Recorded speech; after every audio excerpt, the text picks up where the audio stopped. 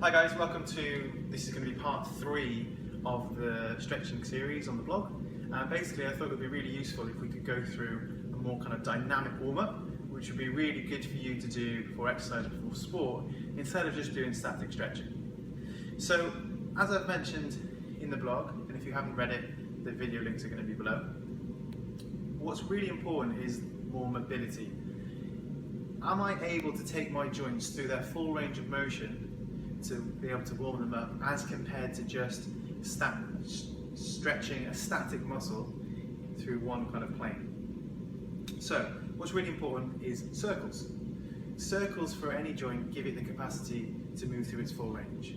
If I take, for example, a shoulder circle, really simple, my shoulder has to achieve all of the movements that it needs to. It needs to go forwards, it needs to rotate both ways, it needs to come out a little bit, and it needs to come in a little bit. So the first thing that I always recommend is a lot of circles, 20 reps minimum, and that means 20 neck circles,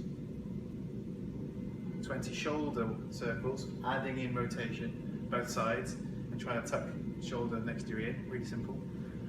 Hip circles and ankle circles, just as a very brief kind of warm up.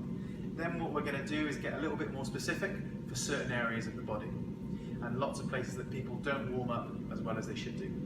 So first little exercise, a little mobility exercise, is going to be lying on your front, and this is going to be for your shoulder blades, for your scapula. So with face down, arms out, we're literally going to just raise.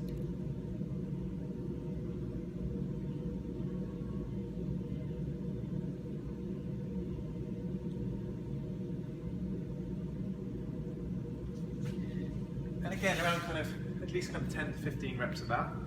We're then going to move on to the wall, or as good as the wall as you can.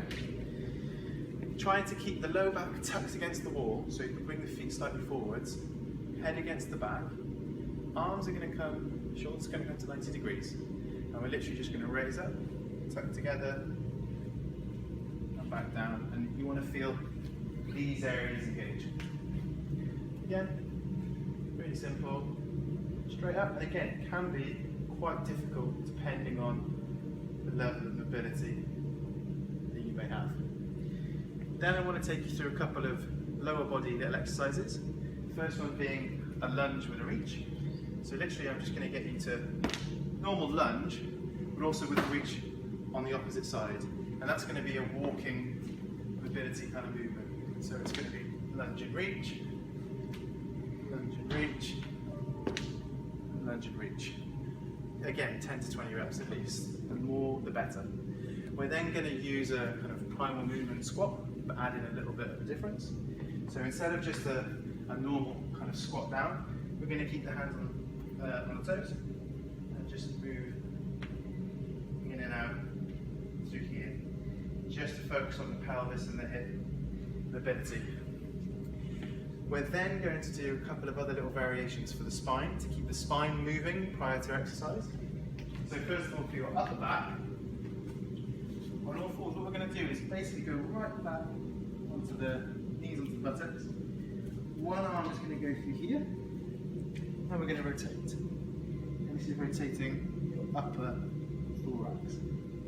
Really simple. And of course, that would be on both sides. We're then going to come into a more quadruped position through here. Take one arm, reach under the body, all the way through.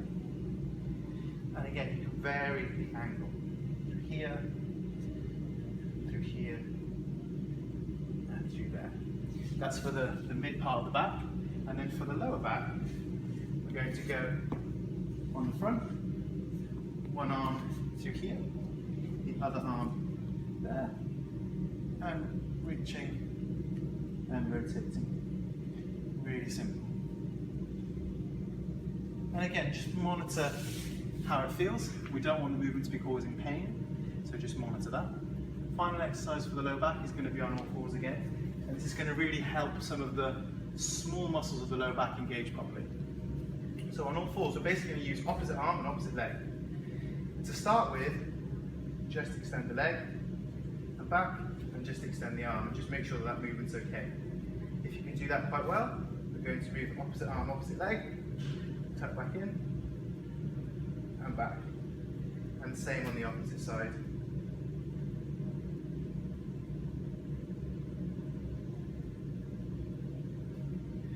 Cool. So basically just wanted to give you a couple of different variations that you may have not seen before to use in your warm-up to give you more of a dynamic approach rather than doing a couple of small static stretches. If you want to learn more, look at our Facebook, YouTube page. Look forward to seeing you. Thanks.